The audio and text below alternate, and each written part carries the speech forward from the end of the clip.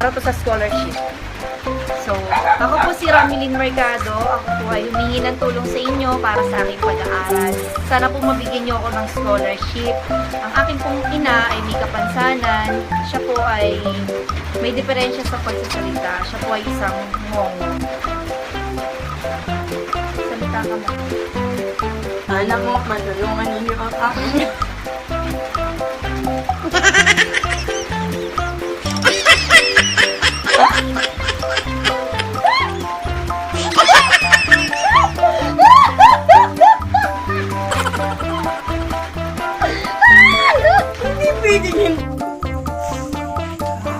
Ito po ay yung para sa scholarship ko po sa Masteral. Ako po si Argelica Bondok, 23 years old. Graduate po ako ng BS Industrial Psychology. Nasa likod ko po yung papa ko at si mama ko. Kung napapansin niyo po, si papa ko parang na-stroke na po siya.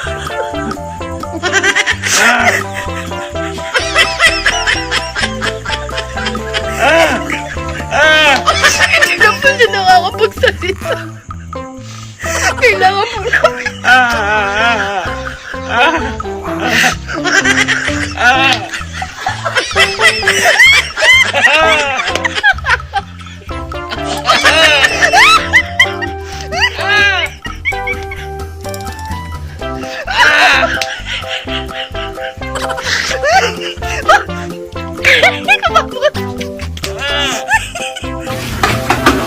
Ako po si Ricky Hermosillo po, nag-a-apply po ako maging isang scholarship para po sa pag-aaral ko. Wala din po kaming pera para po sa iwas gastusin po sa loob ng bahay. Yung tatay ko po ay wala din pong trabaho, yung nanay ko din po ay wala din pong trabaho. Minsan po humingi po lang kami ng pagkain sa kapitbahay para po may laman lang po yung tiyan namin. Sa isang linggo po minsan 2 beses lang po kami nakain. Ito po yung nanay ko. Loka ma. Dati pong trabaho niya, Ballstar. Ano ba, baka yan? Ano pang video yan, ah? Ano ito ma? Yung viral? Viral ito ma. Magandang araw po sa inyong lahat. Ako po si Jovel B. Gonzales, nakatira po sa San Roque, San Rafael, Bulacan. Unang-una po sa lahat, gusto ko po magpasalamat sa pagbigay po ng oportunidad upang mag-apply po dito po sa scholarship program po na ito. At nais ko pong ipakilala sa inyo ang isa sa aking inspirasyon sa aking pag-aaral, ang aking ama, si Ramon M. Gonzales. Kaya po ako sumali po sa scholarship program po na ito at sapagkat po hindi po sapat yung kinikita po ng aking ama sa kanyang pagtatrabaho para po matustusan po ang aking pag-aaral. Kung kaya sana po ay palarin po ako na matanggap po sa scholarship po na ito. Sa katunayan nga po niyan, kakat na lang ako. Sa katunayan po niyan ay umabot po ako sa punto na nangangalakal na lamang po ang aking ama para po kumita po ng pera at may makain po kami sa araw-araw. At umabot na rin po na naging drug dealer po siya.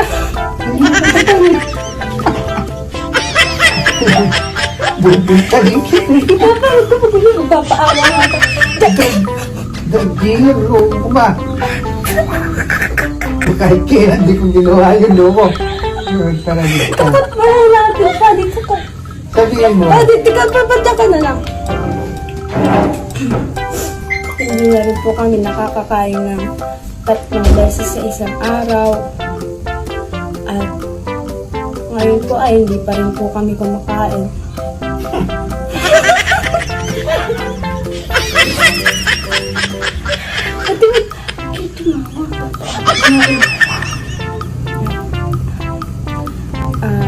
Meron na nga rin pong kapansanan ng tatay ko.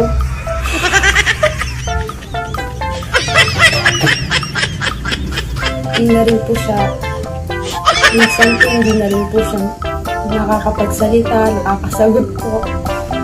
Pero po, marunong po siyang magpasalamat.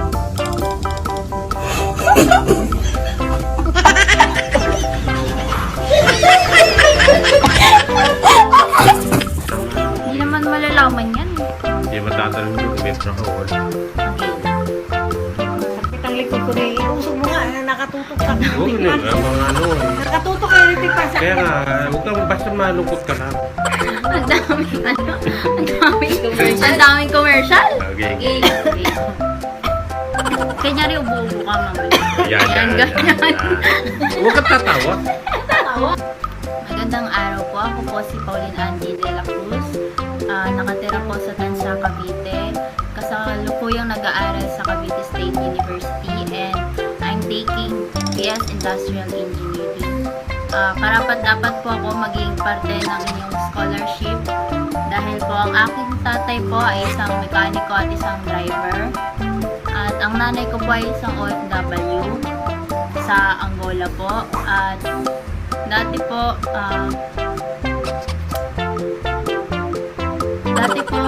sa sobrang hirap po ng buhay, yung nanay ko po, minsan po pag may kumakatok na lang po na lalaki, tinatanggap niya na lang po para po may makain po kami.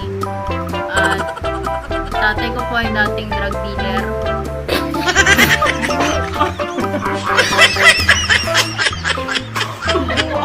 Ang ganyan. Dati nga! Ito na!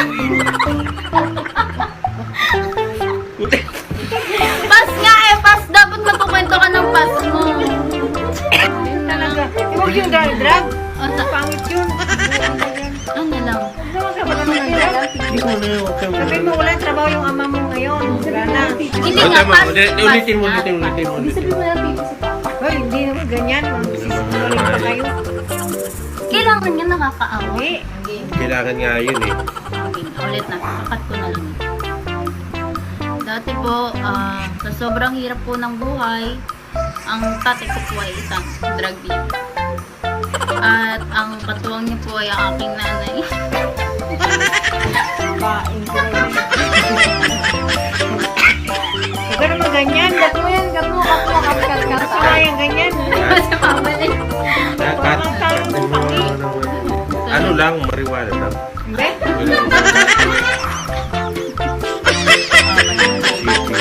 Pas nga, kailangan natin mag-back Kailangan nga, eh, ganun talaga yan. Pas, Ganun nga wait talaga lang yan, kasi, eh.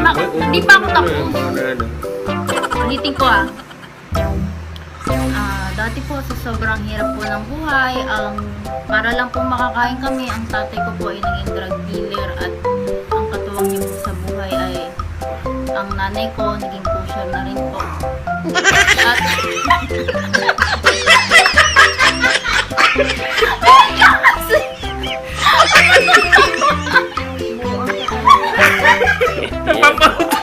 Ay, kung puntahan dito, alam mo, kapag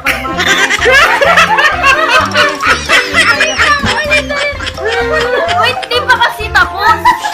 Dali, okay na. Papa, ayos na. Poker face lang kayo, pas nga eh. pas, hindi nga yung ganyan. Kung pas, Wait lang. Yun nga po, nanay ko po ay isang pusher. At simula po nung umupo na po si Digong, ay tinigilan naman na po nila ang kanilang masamang ginagawa. Pero po, ang nanay ko po, minsan po, malikot po talaga yung kamay niya. Kailangan po makakain namin 5 magkakapatid. Nagnanakaw na lang.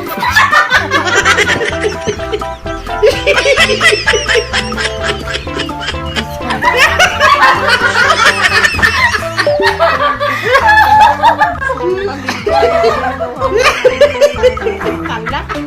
Yan ang mga magandang ano, pipi na lang. Ganyan. Pipi. Pipi na lang. Ganyan, ganyan. Backstory nga eh. Ito, tama na. Tama na nga. Ayaw ka na.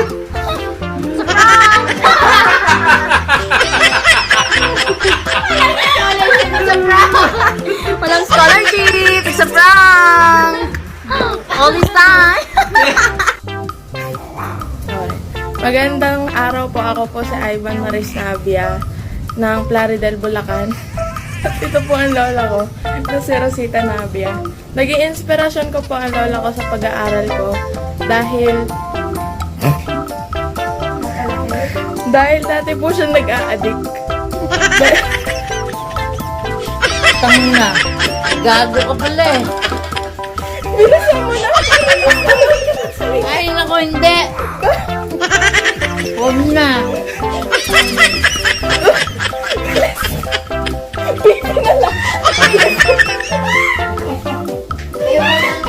Ito ang Pay TV, doon na lang sa gawin niyo. Ano ba? O, dito na lang. Oo, hindi. Sige, kakat ko na lang. Kasama pa ba ako? Oo! Eh, ikaw nga dapat makita ka dapat maawa sila. Seryoso. Yung tamo nang sasalita ko muna. Beong, Seryoso tayo ah. okay, maingay daw ha. Gagawa kami ng drama. Magandang gabi po. Ako po si Christine Joyce Evangelista. Second year college na po ako sa Pinma-Arol University. Kasalukuyang nag-aaral po ako ng BS in Criminology. And humingi po ako ng scholarship at sana po matanggap niyo po ako. Deserve ko po mabigyan ng scholarship dahil sobrang hirap po ng buhay namin ngayon. Wala na po kaming makain. Sa totoo lang po si nanay po, nagbebenta po siya ng bakal bote. Kahit hindi po siya nakakapagsalita.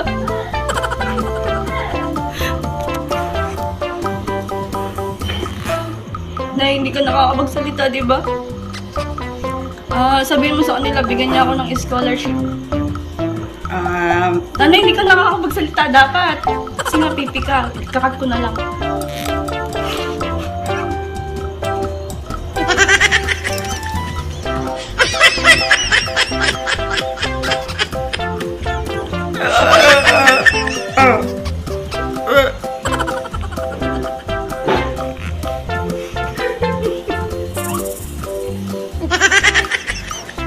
Sumasakit ako yung dibdib niya.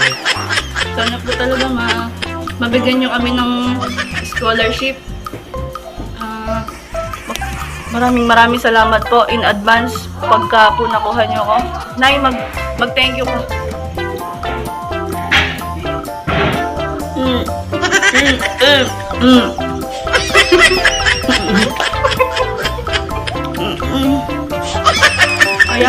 Kaya po siya naging pipe dahil po nagbebenta po siya ng illegal drugs dati.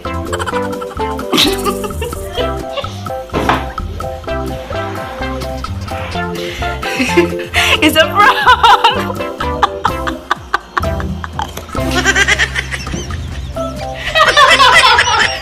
It's a prank! Bakit ba? Hi, I'm Mary Francesca D. Gonzalez, 21 years old, currently a 4th year medtech student. Nag-apply po ako for scholarship sa institution nyo. Sana po mag-grant niyo yung scholarship kasi deserve ko po dahil sa totoo lang, naghihikahos po kami sa buhay. Naghihikahos po kami sa buhay ngayon. Yung tatay ko po hindi makahanap ng trabaho dahil siya ay isang pipe.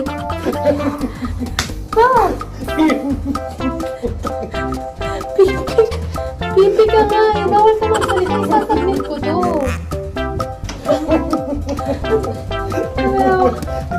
T-shirt mo pa ako. Bawal magsalita. Pipi ka nga po dito. Papa, mag-hello ka.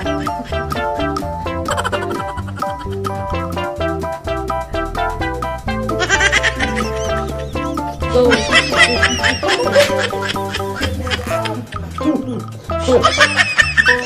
Hey, aso. Magkaganon ka lang yung para maniwala. Sabi ko, ba't nilalay mo? Kailangan tatay. Sana po mag-grant niyo po yung scholarship request ko dahil deserve ko po to dahil yung tatay ko po hindi makahanap ng trabaho. Tapos, dahil siya po ay isang pipe. Papa, mag-hello ka po. Yun lang?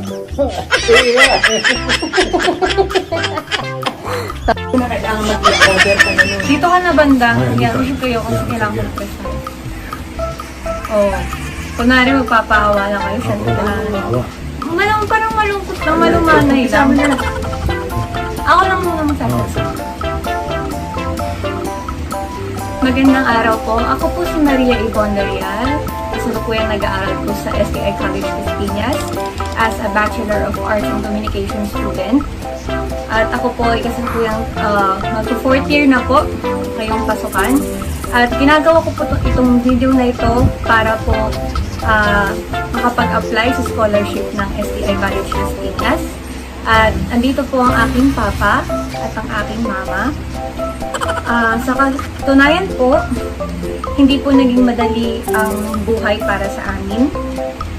Sa katunayan nga po, ang papa ko ay isang driver lamang dati at ang aking nanay ay isang housewife lang noon. At dahil nga po sa hirap ng buhay, ang tatay ko po at ang nanay ko po ay napunta sa maling landas.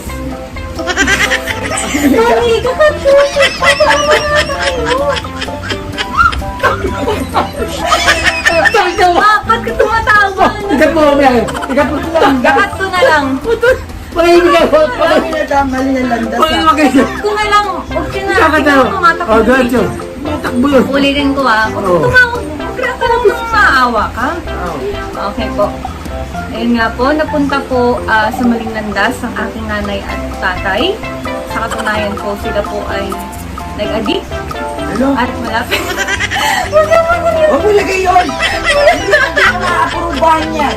Mama, nagpapaawang nga tayo. Hindi yun nakakaawa. Tanggalin mo yun. Patapusin ko. Maraming mahirap na hindi nag-addict, Ibon. Bakit ba? Defensive. Defensive. Oh, ikat niya lang. Ikat mo. Oh, ikat mo. Ikat mo yan. Ikat mo. Ano? Ikakat nga yun eh. Mami, diretso lang re-record oh. Para kasi mo sinisira mo eh. Ay, kayo dalawa na lang. Dadamay niyo pa ako. Patapusin mo muna kasi. Patapusin mo lang, please. Ayun po, ang nanay at tatay ko po ay nag-addict at nawalan po kami ng pera doon. Kaya po, ganito po kapayat yung aking kapatid kasi wala na po talaga.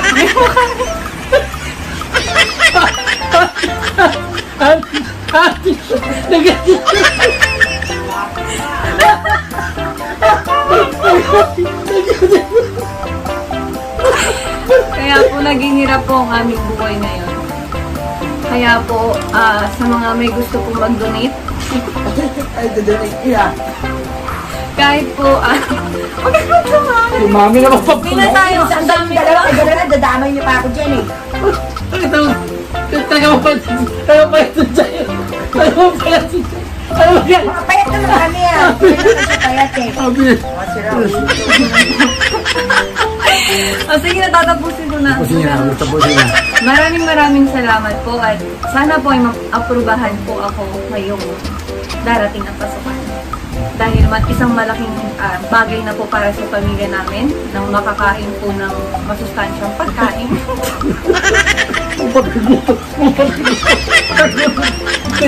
Para po hindi na po kami masawi katulad po ng dati namin naging buhay noon. Ayoko na rin pong mapariwara ang ating mga magulang. Baka si Pae. Maraming salamat Ano po. may sakit sir? Uy, natawag na. Maraming salamat po. Ako po ulit si Maria Ivonne Darial at ang aking mga magulang.